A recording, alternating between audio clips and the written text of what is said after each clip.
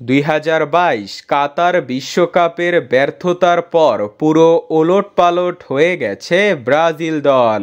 বিশেষ করে ব্রাজিলের মাঝমাঠের ব্যর্থতার জন্য ব্রাজিল সবসময় গোল খাচ্ছে।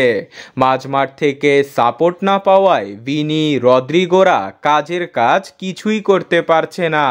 ক্যাসেমিরো চলে যাওয়ার পর তার রিপ্লেসমেন্ট আজও পায়নি ব্রাজিল। তিতের সময় যখন ক্যাসেমিরো ছিল তখন ব্রাজিলকে এত মাঝমাঠ নিয়ে ভাবতে হয়নি, তবে দরিবাল ক্যাসেমিরোর দরজা বন্ধ করে দিয়েছিল, ফলে যা ঘটার তাই ঘটেছে। তাই নতুন কোচ যেই আসুক তার সবচেয়ে বড় প্রধান চ্যালেঞ্জ হবে ব্রাজিলের মিডফিল্ড সামলানো।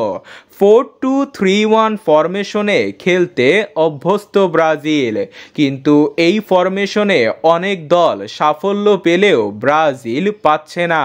অ্যাটাকিং মিডফিল্ডার হিসাবে নেইমার, রাফিনহা, রদ্রিগো ও ভিনিসিয়াসরা থাকলেও তারা মাঝমাঠে নেমে প্রেস বা ট্যাকেল করতে পারে না। অ্যাটাকে বেশি মনোযোগী হওয়ায় গার্সন ও ব্রুনো গুইমারেসও খানিকটা ওমনি। ডিফেন্সিভ ভূমিকায় অভাব থাকায় প্রতিপক্ষের মিডফিল্ডের কাছ থেকে বল কেড়ে নিতে পারছে না ব্রাজিল, আবার পেলেও বেশিক্ষণ ধরে রাখতে পারছে না।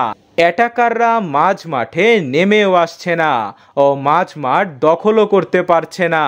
কয়েকটা ম্যাচ ভাগ্যের কারণে জিতে গেলেও বড় কোনো জয় নেই। তাই শুধু ক্যাসেমিরো নয়, এখন পরিবর্তন দরকার পুরো সিস্টেমে। 4-3-3 ফরমেশনে খেললে একজন পিওর মিডফিল্ডার পাবে ব্রাজিল। 4-3-3 না হলেও 4-2-2-2 খেলুক, এতেও মিডফিল্ডের ভূমিকা থাকবে।